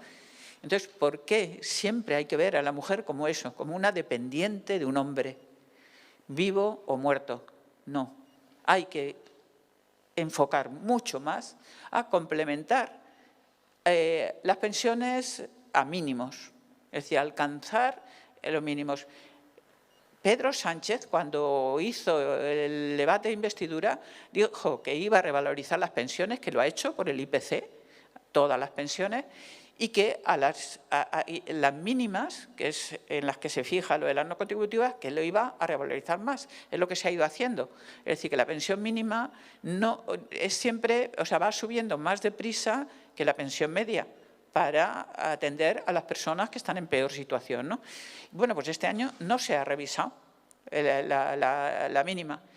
Las mujeres somos una inmensa mayoría de los que reciben complementos a mínimos y a mucha honra, porque es una medida de justicia. O sea, eso no es caridad, eso es una justicia que se hace, que teniendo esas vidas laborales mucho más precarias, que llegado un momento se diga una mujer que se ha esforzado en tener una vida laboral, en cotizar, en mantenerse en el trabajo un montonazo de años, cuando llega ahí, si no alcanza los 700 euros, bien porque ha tenido menos años o sobre todo porque ha tenido menos euros de cada sueldo, pues se hace un complemento a mínimos. Las pensiones no contributivas nos crean una contradicción, porque la diferencia entre una mínima contributiva de 700 y una no contributiva de 300 y pico, pues es como el 50%. Quiere decir que una persona, por el hecho de haber trabajado y cotizado antes, le cobran menos del alquiler, le cobran menos de la comida, le cobran menos del transporte, no sé qué. No. Es decir, las necesidades vitales son las mismas. Pero cada vez que planteamos esto, que las no contributivas de 300 y pico euros no permiten vivir, pues siempre nos dicen que si se suben es que entonces la gente no cotizaría. Y entonces, nosotras lo que pensamos es que estamos en un modelo en el que ya hay muchísimas mujeres en el mercado de trabajo, las mujeres que ahora tienen 20, 30, 40, 50 años, en esas hay que ir mirando cómo que no cotizan, cómo que su empresa piensa, yo no te cotizo porque ya tienes tu marido. No, es que eso de verdad tenemos que ser muy vigilantes. Ahora bien, cuando ya se llega al momento de tener que hacer la compensación, pues hombre, hay que sacar a la gente de la pobreza, porque eso es pobreza tremenda. Por ejemplo, uno de los datos que da el Inserso, que es quien gestiona las no contributivas, es que la gente mayor, la gente que recibe pensión no contributiva, que 2/3 partes son mujeres, no puede vivir sola. O sea, y entonces cuando les preguntan, viven con personas que a veces no son de su familia y tal. ¿Por qué? Porque no puedes mantener una vivienda. Y eso parece una cosa menor. Pero yo creo que cuando tienes 20 años, compartir piso con otra estudiante, pues es una cosa que es como que se llevan mejor. Pero francamente, cuando tienes 85 años o 70 o esto, tener que compartir la casa con alguien simplemente porque la pensión no te alcanza para vivir en autonomía, pues hombre, no lo podemos dar por bueno. Y desde luego es un tema que está ahí. Y yo creo que otro tema que está también dentro de esto es lo de las empleadas de hogar. Han entrado en el régimen general. Las empleadas de hogar, según la encuesta de población activa, son unas 600.000. Oye, Toñi, contrólame el tiempo porque igual me enrollo mucho, ¿eh? Tú me haces una señita. Vale. Las empleadas de hogar son unas 600.000. Y las que cotizan a la Seguridad Social son la cuarta parte. Esto ya... Y además ha caído muchísimo. Es uno de los gráficos que tenéis ahí en el papelito. Fíjate, así como en el sistema especial agrario se han mantenido en esta crisis el número de cotizantes, en cambio, empleados de hogar ha bajado, ayer dijeron que un 6% en el mes de septiembre. Entonces, claro, no se arregla nada mejorando el régimen de seguridad social si la gente no se afilia al régimen, no entra en las mejoras, ¿no? Entonces, el tema de los empleados de hogar es el sector posiblemente más feminizado que existe. Está tan infravalorado precisamente porque hacen un trabajo que muchas amas de casa hacen gratis y por tanto se considera que ese trabajo podría prácticamente no pagarse porque es eso, como que a las mujeres nos sale como el aire que respiramos, ¿no? Y es un problema. Ahora, por ejemplo, pues eso, hay gente que está planteando el empleo de hogar, o sea, contratar a una empleada de hogar como alternativa a la ley de dependencia, a la falta de ayuda a domicilio del régimen general, es decir, gestionada por los servicios sociales y tal, y también para el cuidado de los niños cuando el colegio cierra, cuando hay coronavirus. Yo no estoy de acuerdo. Yo, desde luego, pienso que el empleo de hogar, y yo lo he utilizado con mi padre cuando mi padre estaba en casa, y por eso, porque lo de la ley de dependencia no cubría ni muchísimo menos todo lo necesario. Pero que no es la solución. No es la solución porque cuando no hay coronavirus, individualizar tanto las soluciones es una forma de que quien puede, o sea, es como el neoliberalismo, todo muy individual, pero el que tiene se bautiza y el que no tiene pues se queda en la precariedad. Entonces, es muy difícil gestionar eso desde el reparto de la riqueza, de los tiempos, de los derechos, de todo.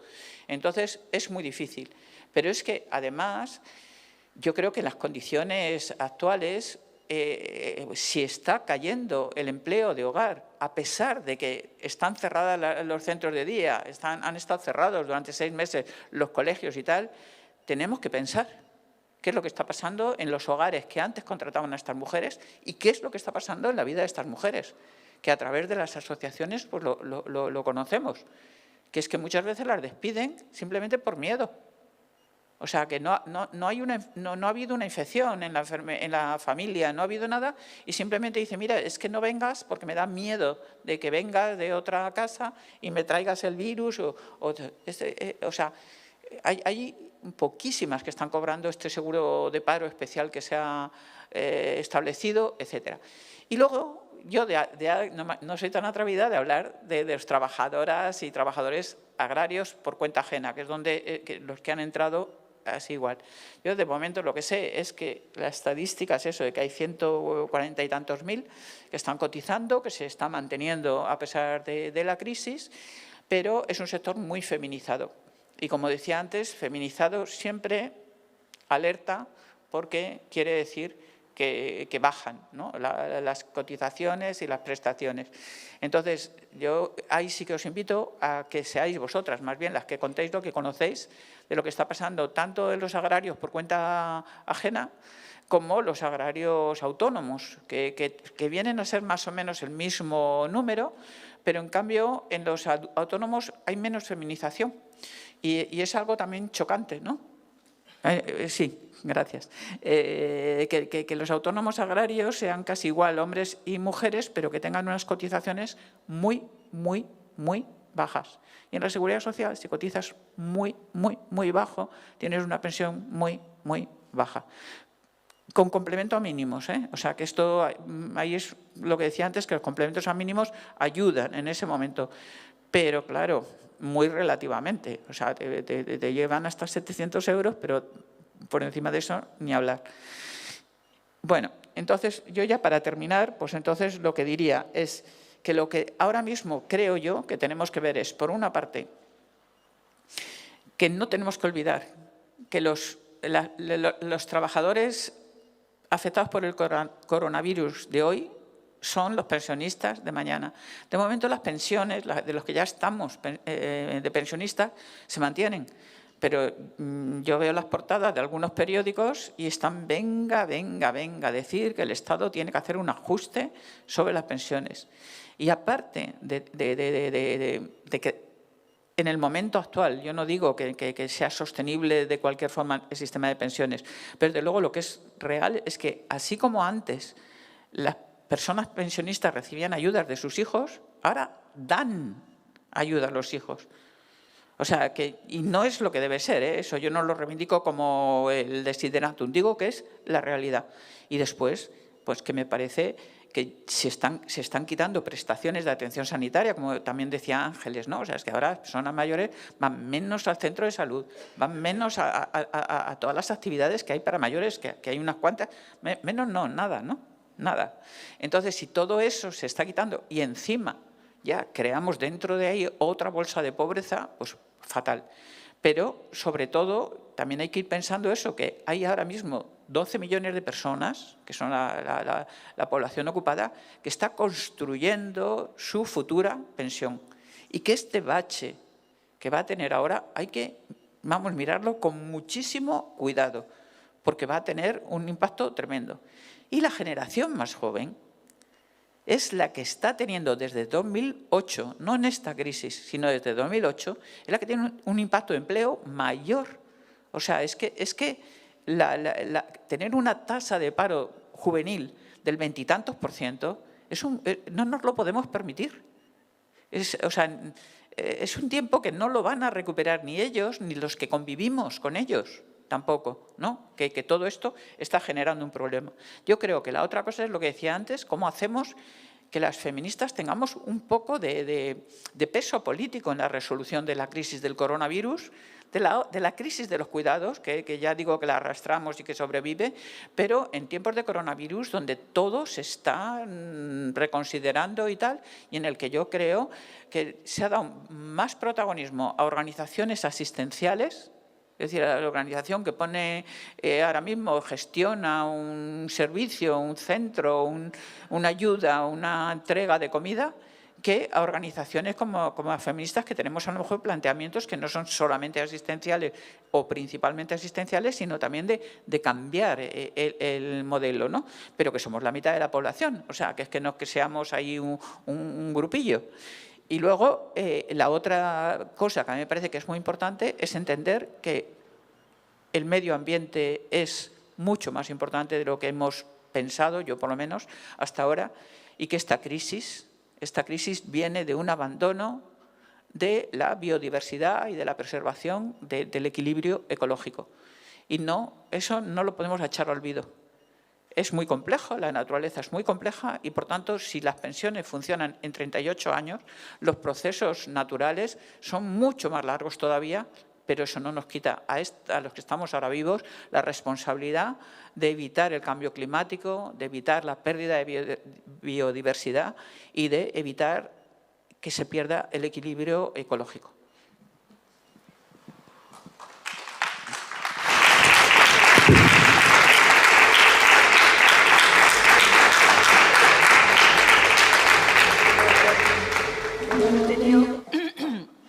No la quería interrumpir porque ha habido un periodo de tiempo en que las personas que están online pues no se han estado enterando de lo que Begoña estaba hablando. Entonces, no sé, os pregunto cómo se puede hacer para, bueno, si alguien de aquí quiere la palabra, que la pida, o dársela también a las personas que están online, por si alguien de ellas quiere participar, pues poderle abrir el micro. Ángeles, ¿tienes el micro abierto o cerrado?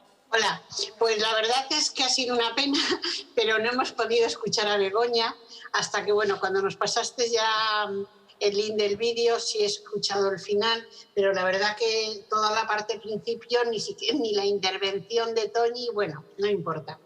Yo creo que lo importante es que si ahora ya nos escuchamos todas, pues que podamos hablar, ¿no? A mí me gustaría un poco, como es un poco frío esto de estar tan lejos, por eso decía que mi intervención la reducía al máximo porque es complicado no sentir qué está pasando en la sala, ¿no? Menos mal que tengo 2 o 3 personas que veo que nos vemos aquí por lo menos y podemos tener un poco de sensación de que estamos con alguien, ¿no? Yo creo que son muchas cosas las que podemos seguir avanzando hoy en tema de cuidados, que creo que era el tema fundamental que nos ocupa. Y bueno, yo espero que desde la sala o de las que estáis aquí nos digáis algo un poco de vuestra experiencia de cómo podemos trabajar juntas, todas y todos, para avanzar en esta situación, porque yo sí que creo que el feminismo tenemos mucho que decir. Las mujeres tenemos que decir mucho de esto y no nos pueden seguir apartando de la toma de decisiones. Mira, ayer creo que veía en la prensa, en toda la prensa, cómo Isabel, que están reunidos ayer y creo que también hoy en La Toja, un grupo según decía la prensa, las mentes que están tomando las decisiones y están analizando lo que ha pasado con el COVID. ¿Cómo se puede analizar qué está pasando con el COVID sin que una sola mujer intervenga? No hay mujeres políticas, economistas, expertas que puedan opinar, que deban opinar. ¿Cómo se nos puede apartar a las mujeres de esas situaciones? Bueno, pues si leéis la prensa lo veis. Las mentes que están trabajando, que están analizando lo que pasó en el COVID. Eso es impresentable, creo que no se puede permitir.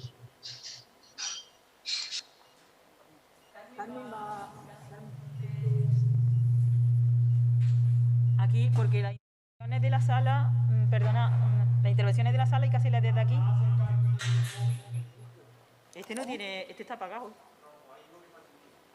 Pero es el de la conexión de Ángeles.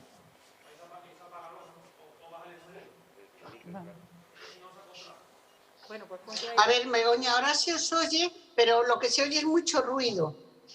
A ti ahora ya has abierto el micro, pero lo que escuchamos los que estamos aquí, ¿verdad? Es mucho ruido, pero bueno, la cosa es que desde la sala se puede intervenir a ver qué pasa, ¿no? Hola, buenas tardes. En principio, felicitar a Ángeles porque, bueno, su discurso ha sido magnífico. No ha aclarado muchísimas cuestiones en el tema de cuidado. Y la verdad es que yo creo que el movimiento feminista tiene un discurso completo, analizado, un relato totalmente para que en la agenda política de nuestros representantes políticos nos escucharan. No es cualquier cosa lo que estamos hablando las mujeres cuando hablamos de cuidado. Es algo imprescindible en los momentos que estamos y realmente, como decía Begoña, el que ahora mismo este discurso tan analizado por economistas, sociólogas, por mujeres pensadoras que realmente todo lo que nosotras tantas veces hemos reclamado, ahora mismo todo ese relato está ordenado, está hecho totalmente un discurso político. No sé si se me escuchó antes lo que decía o no se me había escuchado. ¿Tienes el micro abierto o cerrado? Hola, lo tengo, es que ha sido una pena, pero no hemos podido escuchar a Begoña hasta que, bueno, cuando nos pasaste ya... Bueno. Toñi, yo antes intervenía, no sé si se me escuchó o no se me escuchó, cuando hablaba de la reunión que está habiendo en La Toja en estos días, donde se habla de las mentes que están analizando la situación del COVID y buscando soluciones. En esa foto que aparece en la prensa no hay una sola mujer. Es decir, ¿cómo se puede hacer esto? Y esto lo comentaba antes y no sé si se ha escuchado o no, porque aquí tenemos un poco de lío, porque si pongo el vídeo no puedo, se mezcla el sonido con lo del Zoom, entonces es un poco lío, ¿no? Bueno, ya vemos que estas cosas son más complejas. En un principio yo quería hacer alusión a Ángeles, como me habéis escuchado, darle las gracias por el discurso tan extraordinario que nos ha hecho, y a mí solamente era reforzar su intervención porque, como bien ella ha dicho, son muchos años lo que las mujeres hemos ido reclamando todo este trabajo de lo que nos supone el trabajo de cuidado, pero no solamente desde el cuidado directo que le hacemos a la familia, sino como todas hemos ido teniendo un pensamiento mucho más amplio de lo que es el cuidado y como todas hemos ido aprendiendo conforme ellas nos han ido explicando que no se trata únicamente del cuidado inmediato en la familia, sino que esto abarca al cuidado de las personas a nivel de toda esta sociedad y cómo era un valor que realmente, como lo hemos hecho las mujeres, no estaba valorado, pero sin embargo la pandemia nos ha hecho ver la necesidad tan importante de que esto lo tenemos que incorporar en esta sociedad y en el Estado. Quería reforzar su pensamiento y sobre todo yo siempre lo que digo que no es posible que en los momentos que estamos y con un discurso tan bien organizado, pensado, analizado, que lo tenemos las mujeres pensadoras, economistas, sociólogas, que esto no nos quieran escuchar desde el Parlamento. Os puedo decir, yo sí he visto como compañeras nuestras desde el Fórum, os puedo decir desde el Fórum Estatal, han estado en el Congreso y esto que nosotras hoy hemos escuchado aquí, esto nuestros parlamentarios ha llegado. Otra cosa es que realmente quien tenemos en el poder, en el Parlamento, quieran todo lo que estamos diciendo, hacerlo con medidas como realmente reclamamos, que se conviertan en leyes, que se conviertan en causas, que todo esto se agilice. Pero este discurso no se queda aquí, no se queda en grupos pequeños, sino tenemos constancia de que esto llega a nuestros parlamentarios, llega al Congreso con mujeres expertas que todo esto lo están llegando. Es decir, que es algo mucho más serio, mucho más y tiene fuerza como para que realmente las cosas vayan cambiando. Tenemos ahora mismo Bueno, ya esto es mío. Tenemos ahora mismo la desgracia, desde mi punto de vista, de que tenemos un Parlamento con personas, parlamentarios muy conservadores, en una línea de pensamiento que es muy difícil. Todos estos avances que el movimiento feminista ha conseguido, que realmente se den cauce. Pero bueno, nuestra lucha tiene que seguir porque realmente la sociedad tiene que cambiar y en eso muchas de las que estamos aquí trabajamos. Y bueno, ya está.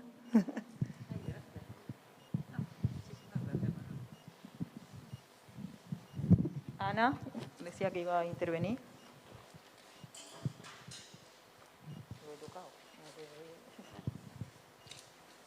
Bueno, pues primero, en primer lugar, agradecer a Atalanta esta valentía. Bueno, un atrevimiento valiente. Bueno, pues digo eso, que agradecer a Atalanta esta valentía o este atrevimiento valiente. Hay algo que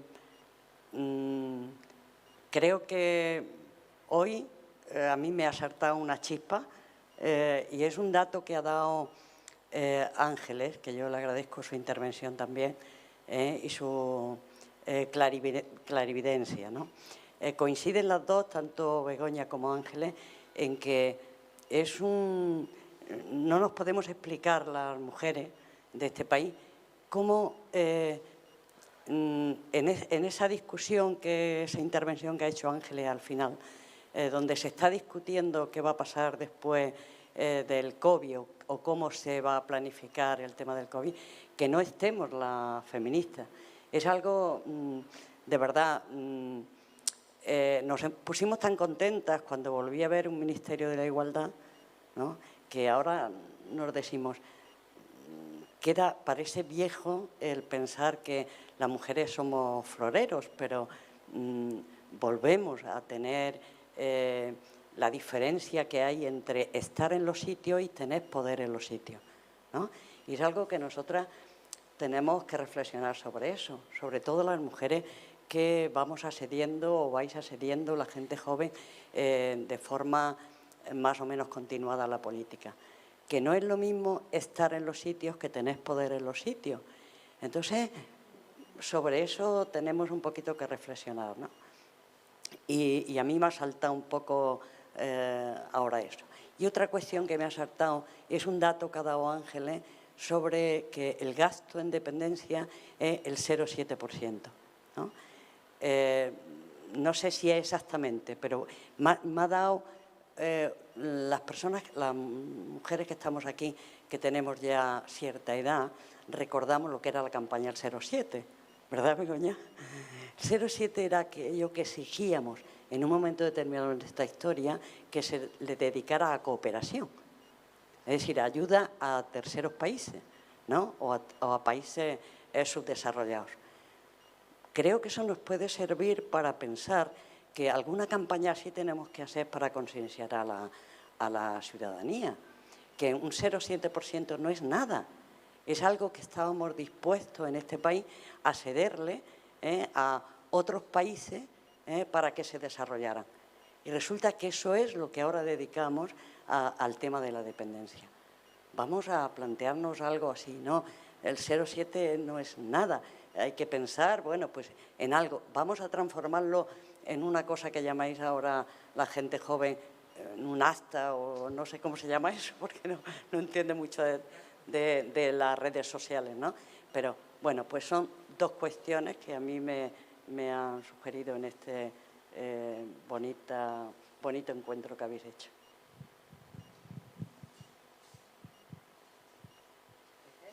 Te tienes que cuidar mogollón, así que échate el gel. Que, bueno, pues si no hay más intervenciones, pues vamos a cortar ya porque si no eso se va a hacer muy tedioso. Yo había recogido algunas, quedarnos un poco con las propuestas que nos hacía Ángeles, coger también la que... Ay, perdón. Sí.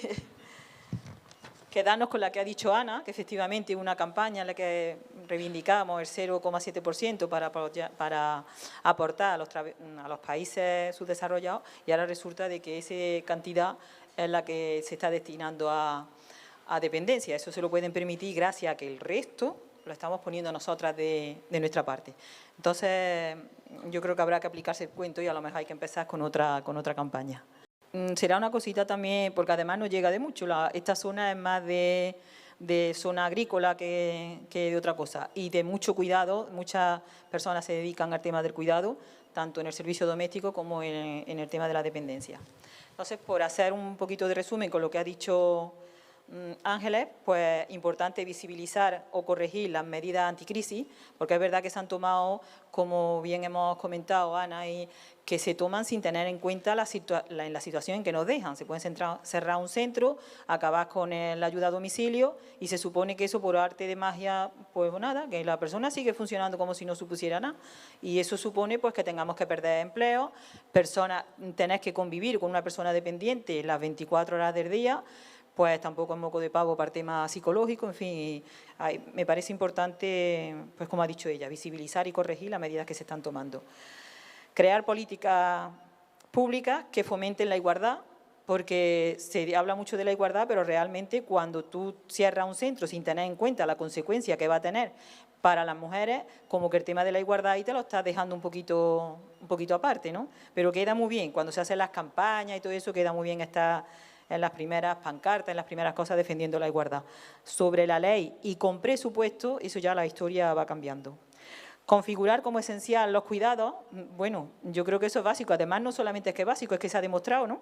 Yo creo que en esta crisis, si algo nos ha parado, ha sido el tema de los cuidados. Ni se va a parar, ni se va a parar. Entonces, si hay algo esencial, desde luego es el tema de los cuidados. Y si es esencial, hay que dotarlo de presupuesto y tiene que coger la importancia que requiere.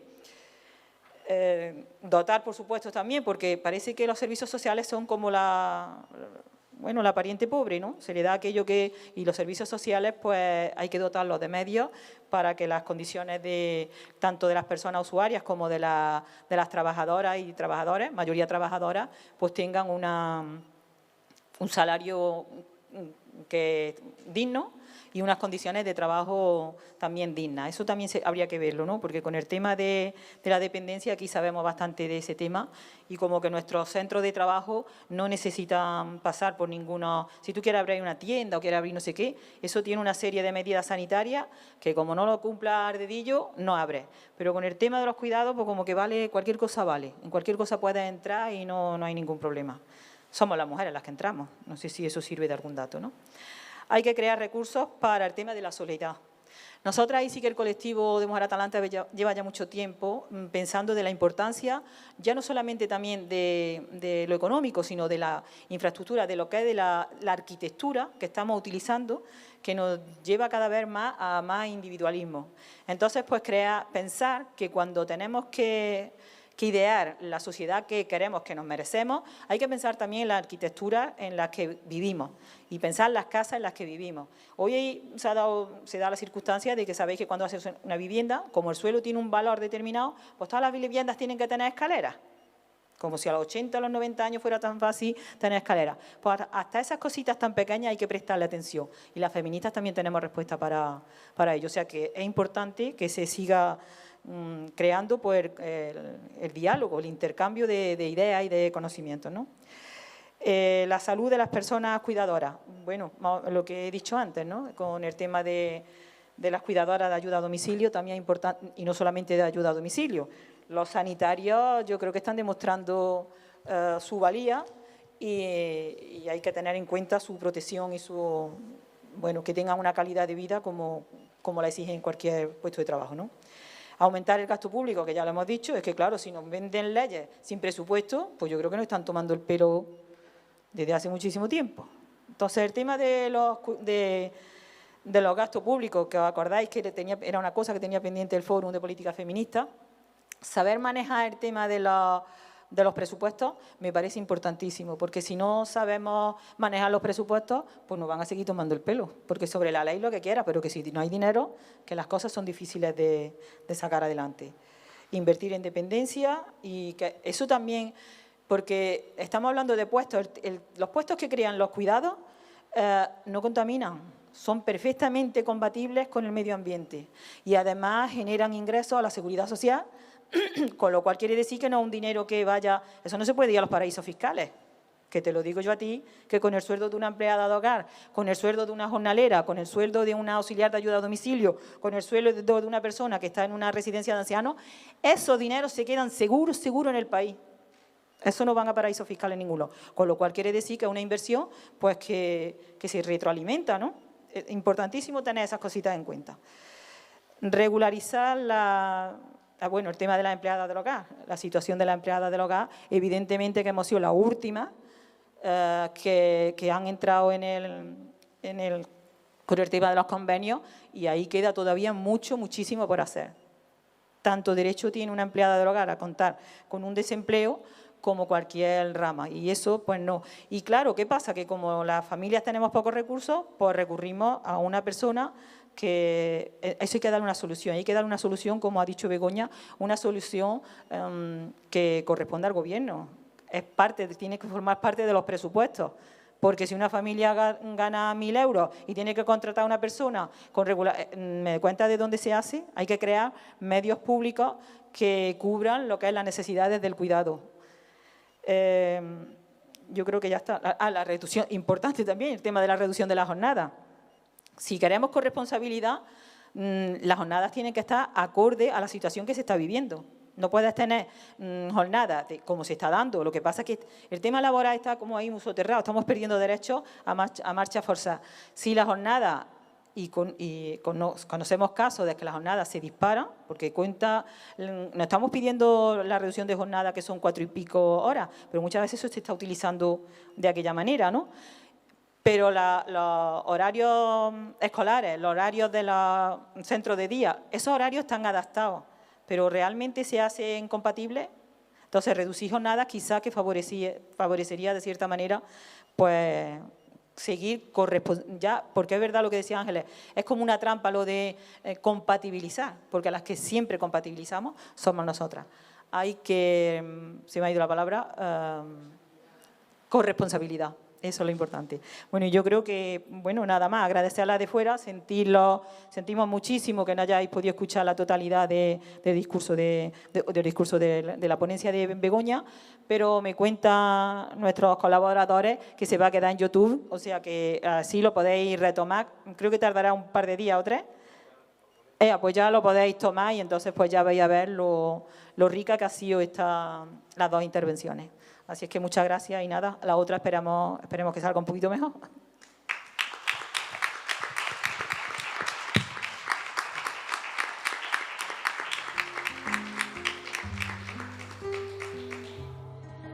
Como mariposas salen a volar y adornan sus alas siempre en libertad.